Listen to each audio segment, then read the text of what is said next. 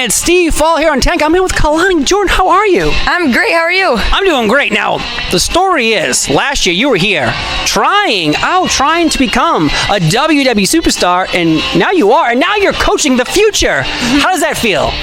It's honestly surreal because even like seeing them like do all the drills that we did when I was in Nashville at the SummerSlam tryout, it almost feels like I'm doing it with them because it was not that long ago.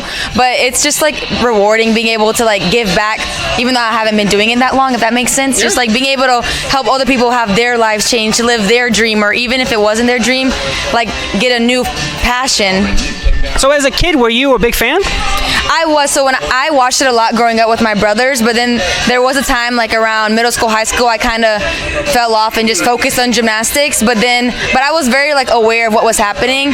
So when I got the message to like come to a tryout, I was like, of course I'm going to a tryout. Like, how could I like deny the opportunity? So I'm seeing, I don't know if I can say this, but I saw a man throw up over there. Oh yeah. And I've seen a lot of people walk around here limping a little bit hurt. How was that experience for you last year? Because I imagine, you're obviously fit, gymnastics, but yet this is not the same thing. Oh no, this is like nothing you've ever done before. I don't care what sport you came from or what your background was, unless you did professional wrestling. Right. I don't know whatever you were doing that before, It is not remotely the same. So I don't know. I just feel like gymnastics has helped me in the sense of like the rolling around, because that's just like a background for me. But like taking bumps, hitting the ropes, they hurt. Right. They hurt a lot. And of course, and for years, I've been watching since 1992. I'm gonna age myself there. So, but when there was always this aspect to wrestling fans being like, "Oh, you didn't go and wrestle in high schools, and you didn't start on the independents." This new outreach program, finding people from all walks of life, I think is going to change that narrative completely, because athletes are athletes. So, how do you feel about that? Because obviously, you're saying you were a fan. Gymnastics, though, took your time out, and now here you are coaching. So like you are a product of the system, and it worked for you, so it can work for everybody else, right? Oh, absolutely. And when you do get the opportunity to, and I pray that whoever gets selected, and when they do, at the Performance Center, we have the best of the best coaches. Even though we're learning from scratch, the way they teach us, the hours that we put in there, with their word choice, like the technicality behind it, they can literally teach anyone, like obviously athleticism, but I just feel like we have the best coaches, and I wouldn't be here without them, because they help put it in a way that I could understand. Because again, it was foreign to me. Right. Well, the fact that you have Shawn Michaels, Matt Bloom, Steve Carino, William Regal, Robbie Brookside, like there are so many talented people here that I've watched over the years, and I've seen them develop other stars. So working alongside legends, I would put that word in on all of them. How does that feel? Because again, you're a peer now of these people. I know, it's crazy. It's kind of hard to envision that, because like these are people that I've looked up to. These are people that I would watch when I was little on TV. So being able to call them a peer, I guess I am, but it just feels like they're still like a childhood hero in a way.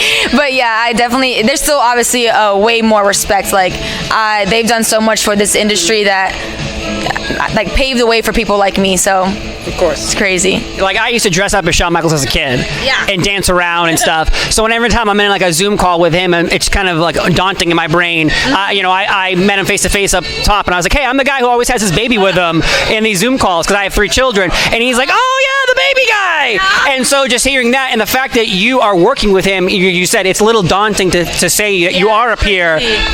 Yeah, it's just so crazy because, like you said, Shawn Michaels, like, that's my boss. I'm like, sometimes it still can be a little intimidating going up to him because you're like, this is Shawn Michaels that I'm talking to, but he's great. He's amazing, so. Of course. Now, what advice would you give to someone out there, say they're into track and field, football, basketball, gymnastics, and they want to get into this business? How do you think that they can transition? Is it an easy transition? Because you, again, I said it before, a product of the system, and it worked out for you. It doesn't work out for everybody. Yeah. So what advice would you give to someone who has this desire, this dream, and maybe doesn't know how to, go to the next level? Yes, I think first and foremost, believe in yourself.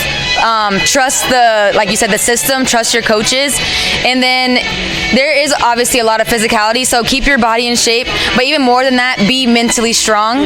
Because we're starting this from scratch. It's not like you did your sport for a decade. Like, you're literally starting like an infant in the sport.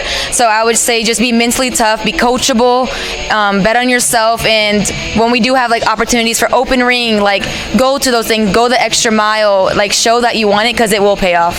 Now, last year, out of the crop of people, so obviously you were not sacrificed to the outside world, and you got inside the bubble. Was there anybody else in that class that's with you today?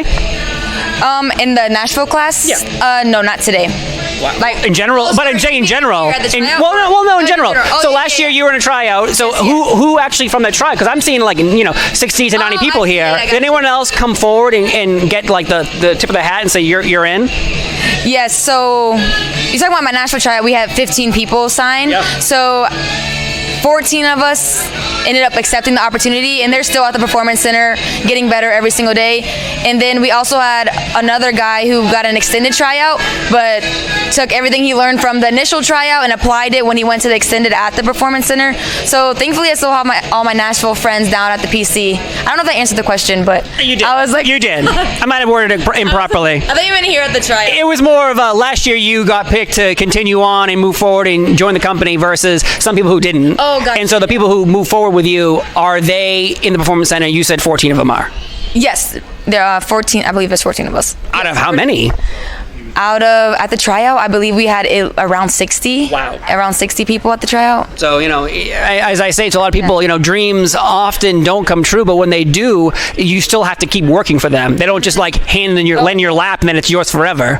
Oh, no. Not, especially all of us at the tryout come from an athletic background.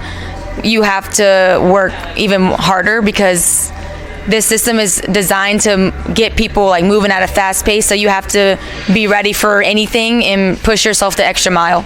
Well, your words of wisdom here today, giving advice to everyone out there who has a dream. Follow it, because it can happen to you too. Kelani Jordan, thank you so much for being on Tank Out. I'm C-Fall. She's the future. Have a great day, and we'll see you next time. Bye-bye.